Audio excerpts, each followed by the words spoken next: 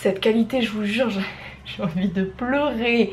Parce que là il fait tellement moche que de toute façon dehors il fait nuit, il est presque 10 h du matin et les éclairages me rendent jaune. Je ne suis pas jaune, je ne suis pas malade. Tu sais, limite, je vois pas l'intérêt de me maquiller quand c'est comme ça, hein. Dites-le, hein. C'est autant rester naturel, hein. Moi je comprends pourquoi j'ai une sale gueule. Merde. C'est pas grave, ça va bien se passer, je fais fond n'importe quoi. Une bonne vidéo qui commence. Hey, c'est Anis44 et aujourd'hui les petits on se retrouve pour une nouvelle vidéo. La vidéo un petit peu bilan de l'année 2019, ce qu'on attend un petit peu de 2020. Je vous avais fait je crois la même vidéo l'année dernière et même l'année d'avant. L'année d'avant je crois que j'avais fait en live, je sais plus trop. Bref. Aujourd'hui on se retrouve et on va un petit peu parler, de toute façon vous avez l'habitude, je ne fais que ça, parler ma grande passion dans la vie.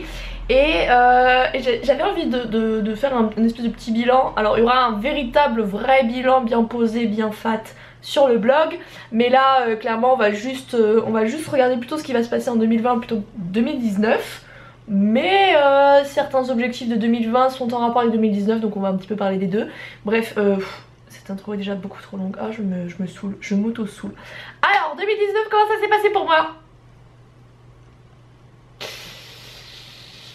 C'était une année compliquée à gérer par bien des aspects, notamment professionnels, hein, puisque là, si vous le savez maintenant, je suis au chômage, voilà, FC chômage représente, mais niveau pro ça a été compliqué parce que j'ai géré énormément de retard de salaire durant ce mois, j'ai vu des collègues que j'adorais qui sont partis du boulot, ça n'a pas été simple du tout. Même en termes de boulot moi c'était pas du tout épanouissant, bref ça a été extrêmement compliqué à gérer, ça a été vraiment très difficile. Ouais, c'était très compliqué donc voilà pourquoi je suis au chômage aujourd'hui. L'avantage en fait c'est que tu vois, je faut toujours tirer un bilan et essayer d'être le plus objectif possible, c'est que si j'étais pas tombée dans un boulot comme ça, c'est sûr que j'aurais jamais lancé les Demoiselles, ou en tout cas je l'aurais pas fait à plein temps, je l'aurais pas fait autant que je le fais maintenant. L'avantage c'est que là maintenant voilà, je me consacre à ça pendant un an, je me laisse une chance d'y arriver et c'était pas pour rien. Donc du coup voilà, là je me lance dedans, j'y crois et c'est vrai que si j'étais pas tombée dans un boulot comme ça je l'aurais jamais quitté et donc j'aurais jamais pu lancer ça, donc voyons aussi le bon côté des choses quand même. D'un point de vue personnel, alors là je vous oriente sur le blog avec les rétrospectives hein, du mois. Mais ma foi, ça a été une année en dents de scie avec beaucoup de hauts et quelques gros bas en fait. Il n'y en a pas tant eu que ça, mais par contre ils m'ont mis assez mal quand je l'étais. Mais ça a été vraiment une année d'apprentissage pour apprendre à me connaître en fait, parce qu'on grandit, parce qu'on évolue et des fois en fait on a une image de soi qui n'est plus du tout celle qu'on a actuellement, donc du coup il faut réapprendre à se connaître etc. Et ça a été cette année là. Là je sais à peu près un peu plus où je vais, où je pars et c'est déjà pas mal hein, pour commencer une nouvelle décennie. Je me dis que c'est une bonne idée, tu vois, donc je me dis que ça va être super cool hein, voilà. Donc là je sais un peu plus qui je suis, où je veux aller, qui je veux être, et donc c'est déjà pas mal hein. Voyons le beau côté de toutes les épreuves que j'ai traversées cette année et même l'année dernière, c'est que elle forge petit à petit ce que j'ai envie d'être, et donc ça pour ça je suis extrêmement contente, voilà. En fait pour moi 2019 ça a vraiment été une année de transition, tu sais, cette année un peu, tu sais comme dans les bouquins, tu sais quand t'as une trilogie souvent le 2 c'est le tome de transition, c'est pas ouf, c'est un peu lent, un peu mou, il se passe des trucs mais c'est pas les trucs fameux. Bah 2019 pour moi c'est cette année là, c'est l'année de transition, c'est là où je suis en train de mettre en place plein de petits trucs à droite à gauche et j'attends de voir si ça peut déboucher sur des trucs cool, tu vois. Et donc ça a été un peu ça. Et là j'avoue que 2020 j'ai hâte de savoir si toutes les petites graines que j'ai plantées à droite à gauche vont prendre. Parce que j'ai 2 romans qui sont chez les éditeurs, j'ai lancé la Ligue. Donc là j'ai Embûche de Noël qui a extrêmement bien fonctionné, on va pas se mentir. Qui a extrêmement bien fonctionné. Là je vais lancer mon prochain bouquin en février, donc le 4 février. Après j'en ai J'en ai d'autres qui sortent en mai, juin, août, octobre et puis on refera une nouvelle de Noël en décembre. Donc il y a plein de trucs hein, en prévision. Donc ouais, j'ai lancé plein de petits trucs, j'espère que ça va déboucher à des choses hyper cool. Genre vraiment hyper cool. Donc on verra ça, écoutez ma foi. Ouais, c'était vraiment cette année un peu nulle de transition mais qui était nécessaire à bien des égards, voilà, enfin t'es obligé, hein, on ne peut jamais avoir des années hyper cool tout le temps, tu vois, c'est impossible. De toute façon moi ça fait un moment j'ai l'impression qu'elles sont pas hyper cool mes années, mais là j'ai décidé qu'elles allaient le devenir et 2020, on commence une nouvelle décennie, on arrive dans la vingtaine et j'ai vraiment envie que ce soit la décennie de ma vie, tu vois. 2020-2030 c'est pour moi, c'est pour Bibi. Et je vais tout faire pour. Donc ce que je veux pour 2020, alors il y a des trucs un petit peu bateaux hein. Il y a des trucs un peu plus terre à terre. Le premier truc c'est m'épanouir professionnellement parce que c'est ce qui m'a, depuis qu'en fait je travaille, que ce soit en stage, en job d'étudiant ou même en boulot genre intérim, CDD, CDI, je ne me suis jamais éclatée dans un de mes boulots. C'est assez triste, j'ai quand même 24 ans. J'ai commencé réellement à travailler, je commençais à travailler un peu tard moi comparé à d'autres. Je commençais à travailler, je crois que j'avais déjà 19-20 ans. Donc 20 ans je pense, 20 ans. Et j'ai jamais eu en fait un boulot, je me suis dit genre waouh c'est le boulot de ma vie. J'avais des supra collègues la plupart du temps, mais en fait le boulot ne me plaisait jamais. Je le faisais parce qu'il fallait que je le fasse et que j'étais payée, que j'avais une conscience professionnelle, mais sinon ça m'a jamais plu. Donc là je me dis je me réserve un an de chômage, un an pour écrire, un an pour en faire mon métier. C'est mon année pour m'éclater de manière professionnelle et je vais tout arracher les gars, je vous préviens. Le bonheur, je vais lui démonter sa mère, il est pour moi hein. Après il y a continuer à faire le bien autour de moi. Alors par le bien tu sais j'attends pas des grandes actions grandiloquentes, mais juste quand je vois un petit papy qui galère à mettre ses courses, l'aider, ce genre de conneries tu vois, les petites actions un peu nulles tu vois. Parce que j'ai eu tellement ça m'est déjà arrivé 2-3 fois en fait, des petits papys, t'es dans la file d'attente, tu attends, qu'est-ce que t'en as à foutre en fait, autre que les aider, souvent en plus si ils ont mal au dos etc, enfin ça paye pas de mine, de toute façon toi t'es dans l'attente, autant de les aider eux. Et j'ai vraiment eu des petits papys, des petites mamies qui m'ont vraiment beaucoup remercié parce que bah voilà ils s'attendaient pas à ça et qu'ils étaient juste contents. Et du coup je me dis genre quand tu as la possibilité de juste embellir la journée d'une personne avec des actions aussi bêtes, c'est con en fait de pas le faire. Donc j'ai envie de continuer. J'aimerais faire le don du sang, mais je vais pas vous mentir que j'ai encore perdu du poids et que déjà avant j'étais limite là. Je pense que si je donne mon vrai poids ils me refusent, donc je sais pas, est-ce que je dois mentir? J'aime pas mentir, mais en même temps je me dis enfin c'est con de pas pouvoir donner son sang parce que je suis trop mince. Alors que c'est juste parce que j'ai un peu perdu de poids et surtout bah, j'ai mes muscles qui ont pris un peu plus le relais que mon gras quoi. Donc c'est con, donc il faudrait que je vais voir pour peut-être les appeler, voir si c'est pas moyen de magouiller, puis au pire pas grave, je m'en tirerai. C'est juste j'espère que je ferai pas un malaise, mais bon. On passe une première fois, si la première fois ça passe, après les autres ça passera. Donc voilà, je veux continuer à découvrir qui je veux être. Je commence à avoir un peu une ligne directrice de ce que je suis, mais si vous voulez que ce soit votre famille, vos amis, et moi je l'ai encore plus avec YouTube, de te coller des étiquettes, tu sais genre ah elle est franche, elle a une grande gueule, nanani nanana. Et moi j'ai pas envie d'avoir des étiquettes, tu vois, j'ai juste envie d'être moi. Et donc je suis partie un peu dans cette quête là en 2019 et je vais continuer je pense en 2020. Tranquillement sans me presser, à savoir qui je suis. Pareil je commence à savoir ce que j'attends de la vie. Mais c'est des choses un peu bateau, genre bateau. Être heureuse professionnellement, rencontrer l'amour, ce genre de conneries. Mais je sens que c'est pas mon premier but, tu vois. C'est ce pourquoi je suis réellement là. Donc ça va être un peu ma grande quête mystique de 2020.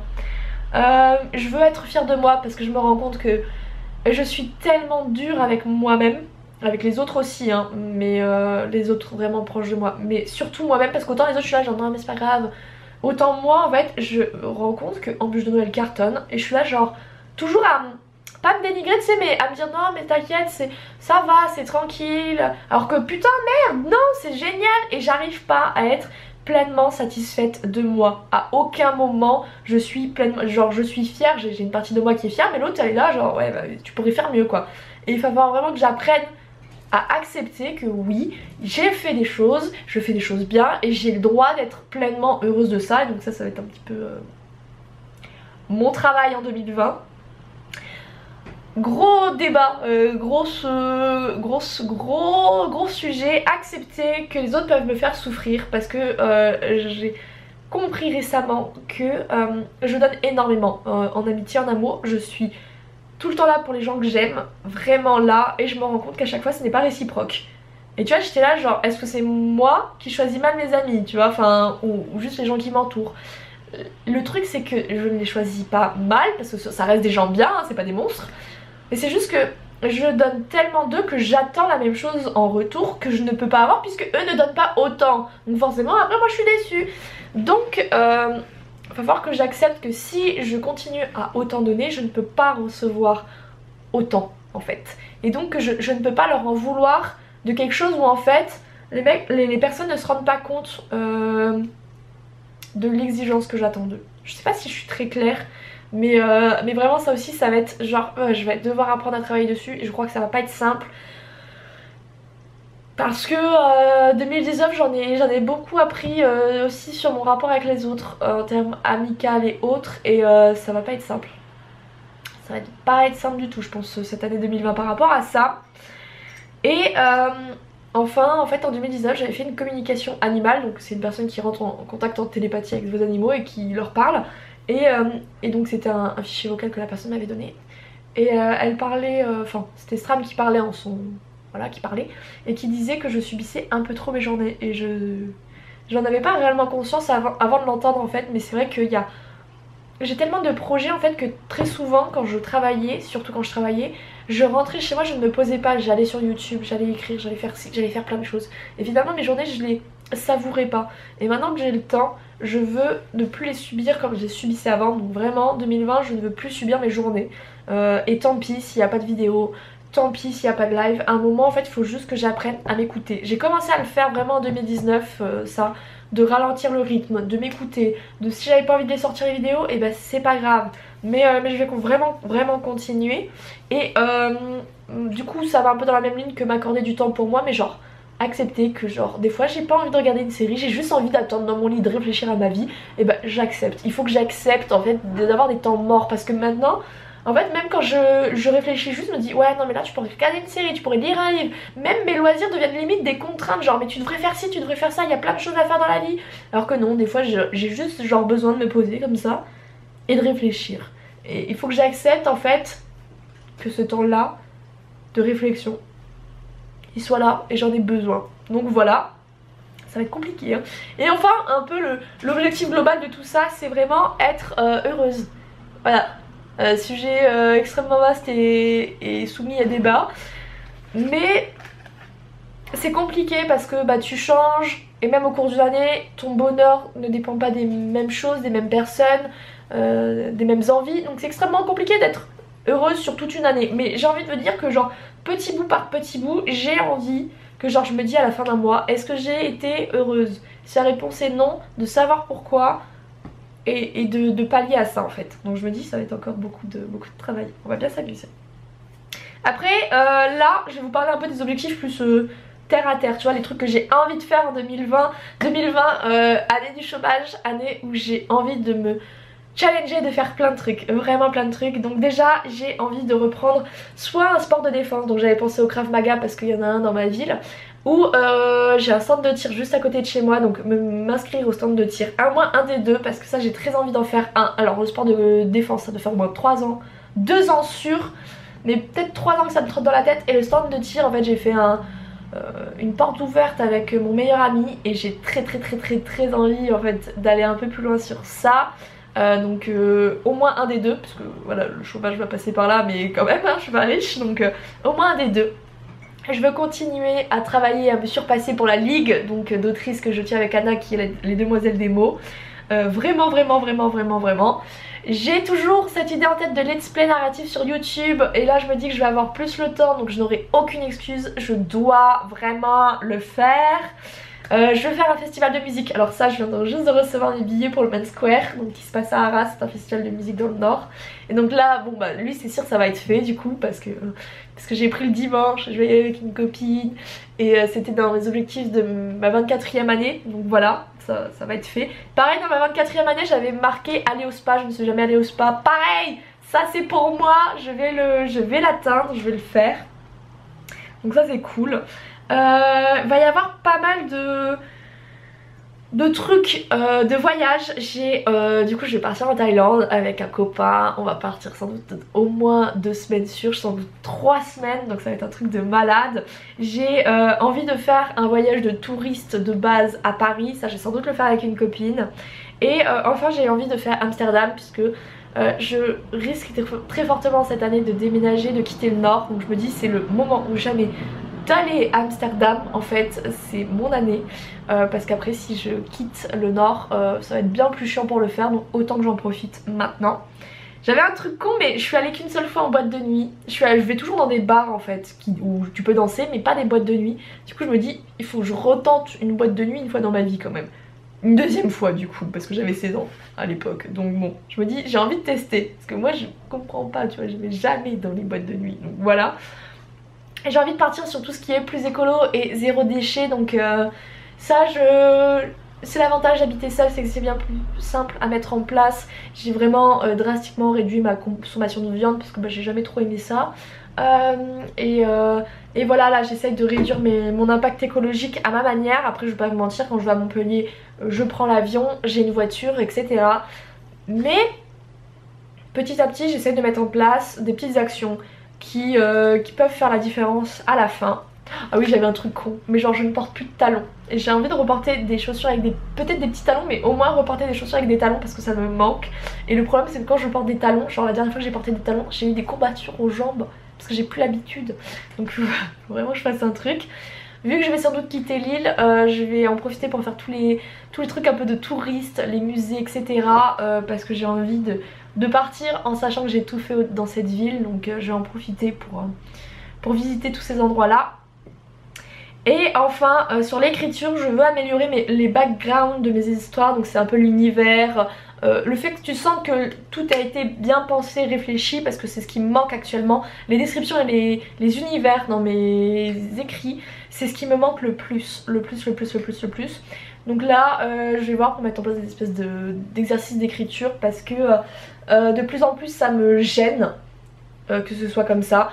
Et donc je me dis je veux en fait que quand les gens achètent mes bouquins ils se disent waouh, il y a aucun truc qui ne va pas, tu vois. Genre tout est bien, à la limite moyennement bien, mais au moins tout te paraît bien. Donc du coup voilà ce que j'attends pour 2020. Beaucoup de voyages, j'espère vraiment. De toute façon je vais le faire quoi, mais j'ai envie que 2020 soit ma putain d'année, tu vois, ça va être la mienne en fait. Et je m'en bats les couilles, je vais aller chercher mon bonheur, tu vois. N'hésitez pas à me dire si vous avez des objectifs. Moi je pars toujours sur des objectifs, c'est pas des résolutions, tu vois, parce qu'un objectif tu sens que c'est atteignable. Une résolution rien que dans le nom t'as déjà envie de l'abandonner. Donc moi j'ai toujours des objectifs comme ça. J'avais noté tous mes objectifs de 2019, à part sur YouTube où c'était un peu un fail parce que je devais faire la série Lego et le display narratif. La plupart des choses ont été faites et vraiment bien été faites, surtout les grosses actions genre un peu spirituelles ou autres, donc je suis extrêmement fière de moi. Et puis voilà, fin 2019 j'ai quand même ma grosse loutre là-bas là, que j'ai récupérée, mon appartement commence enfin à ressembler à quelque chose. Ouais, il y a plein de choses qui se sont bien passées aussi en 2019 quand même. Et c'était quand même une année de transition et là on va quitter cette année de transition. Et puis voilà, là 2020 c'est notre année les enfants. Donc du coup bah merci voilà à tous ceux qui m'ont aidé à embellir ma fin d'année en achetant en bûche de Noël. J'espère que vous me suivrez dans mes aventures d'écriture, voilà, dans mes aventures livresques. Merci à tous ceux qui ont suivi toutes mes vidéos YouTube, qui ont été tout le temps au taquet avec moi, qui ont cru en moi. Merci infiniment du fond du cœur. Merci de juste avoir aussi partagé mon année 2019 parce qu'il y en a mais leurs petites boubouilles tout le temps au taquet, qui disent bonjour, qui sont là à rigoler, à faire les cons. Merci d'avoir été là, vraiment. Moi je vais vous laisser là, je vous aime tous très fort, je vous fais à tous de gros bisous. Ciao ciao.